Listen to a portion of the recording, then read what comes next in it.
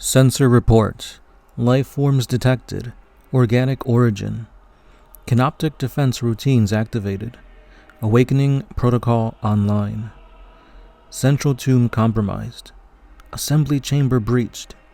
Redirecting canoptic defense constructs to intercept. Stasis fields deactivated. Command protocols transferred to Overlord Agthash. What is up, guys? It's the Sound Alchemist, part of One Mind Syndicate, and today I'm back to talk about Warhammer 40K. 40K has been just blowing up in terms of popularity these past couple of years. We've got video games, of course, the novels. Anything you can think of is getting seeped with 40K stuff. We've got 40K Monopoly, and in just a couple weeks, we're going to be getting a few anthology stories via Amazon, so we could see the Space Marines on the big screen finally. No, it's not a movie. They're just like short snippets of interesting tales and stuff like that. But anywhere you look, 40K is going to be there pretty soon. And that also includes magazines. Yes, 40K does have I think it's called Imperium magazine, and there are bits of lore sprinkled throughout that are pretty interesting. For example, there's a short story in there titled The Tomb Awakens that has a Necron overlord rising from her stasis crypt as her slumber has been disturbed by something. So without further ado, guys, let's go ahead and dive into this 40K lore. She awoke in darkness, her mind a confusing haze of blazing alarms and fractured memories. As power flooded through her body once more, her senses sharpened, and her disordered mind began to clear. She looked down at her metallic form and remembered. She was Agthash, overlord of the Saltec dynasty. Once of the Necron tier, she now is robbed of her flesh. She could no longer feel the cool air or the crypt under her skin. She felt neither sorrow nor rage, just mere emptiness. The massive lid of the obsidian sarcophagus in which she had been entombed lay open. She rose from her place of rest and stepped forwards into the chamber beyond. Canoptic maintenance units scuttled across the dusty floor, repairing cracks in the obsidian stone and reconnecting trailing cables. Agthash had no idea how much time had passed since she entered her stasis, but it was clear that she had been awakened early. She could hear alarms ringing through the complex, and she could feel the soft thrum of the tomb world's generators, sending power coursing through the obsidian halls. The repetitive alarm calls of the tomb's canoptic defenders filtered into her android brain, warning her of an incursion. Status report: tomb breached.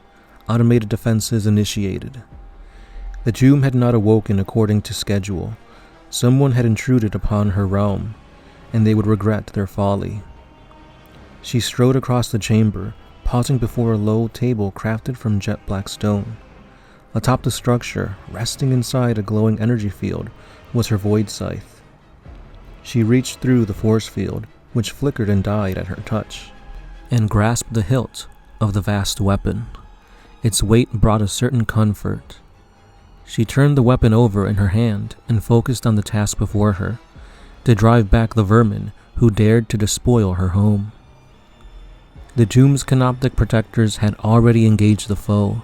Casualty reports began to filter across the tomb's communication network, feeding the command consoles that lined the Overlord script with images of the intruders. They were beings of flesh and blood, armed with little more than crude energy weapons. She watched as canoptic wraiths phased through the walls of the corridor and descended upon a group of unwary trespassers, sighting them apart with bladed limbs. The vermin had come in number.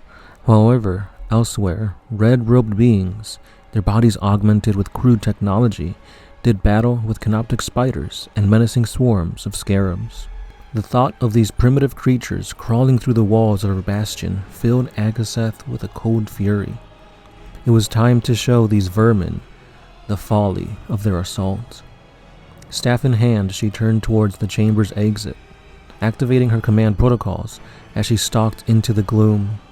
The chamber beyond was vast indeed, lined on all sides by black coffins, within which lay the skeletal forms of her phalanxes.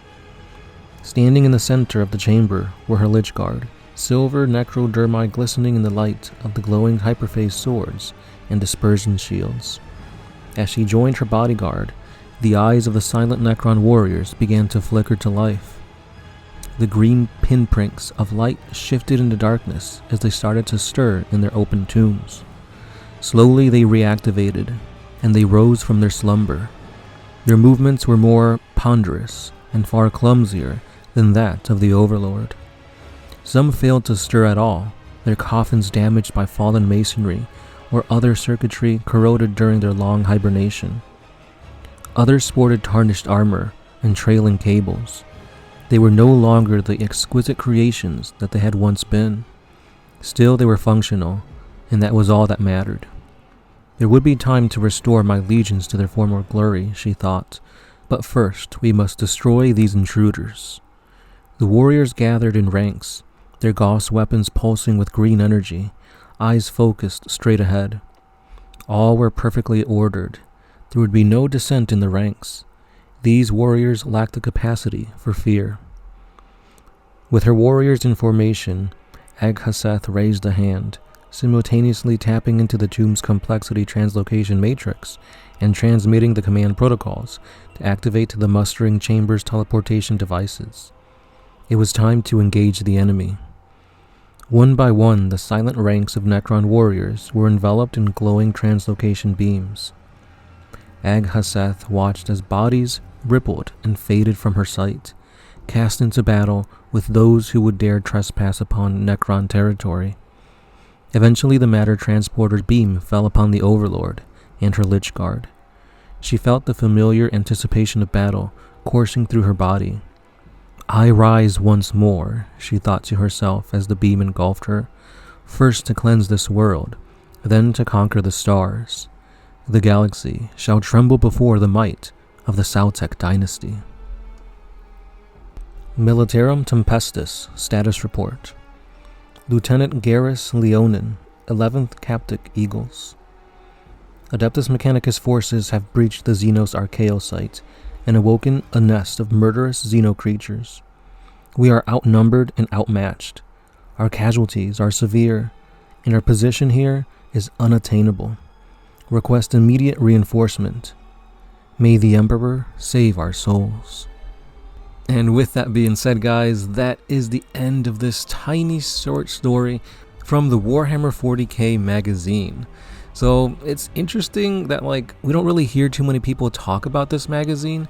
Every now and then they do come with a special mini you can build or some new rules to try out. New lore is explored. People can submit, I think, their own lore as well. So fan lore can be explored through here. And it's interesting to see that within these passages, I believe it was when the Pariah Nexus was in full swing. So we got some more insight, some more lore into the Necrons.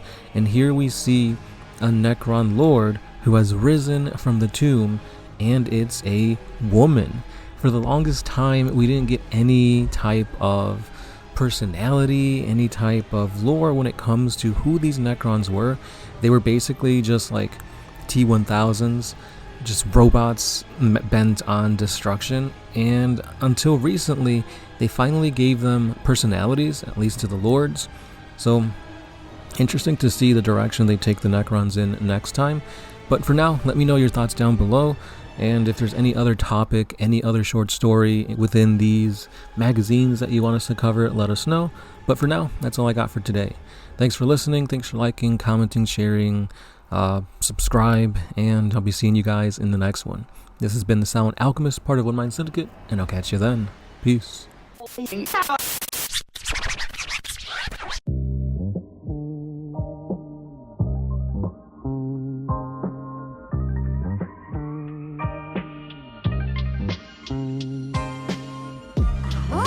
used to put my freedom first in any situation.